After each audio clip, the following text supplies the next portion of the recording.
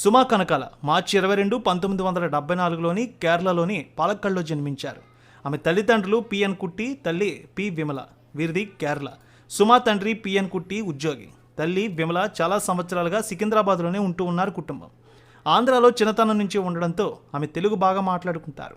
Secunderabad తార్నాకలోని Saint dance కాలేజీలో inter చదివారు. మొదట బైపీసీ తీసుకుని తర్వాత ఆర్ట్స్ గ్రూప్లోకి మారారు.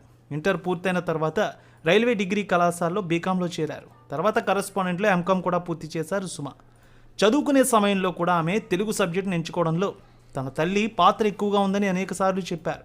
సుమ చిన్నప్పుడే డ్యాన్స్ నేర్చుకున్నారు.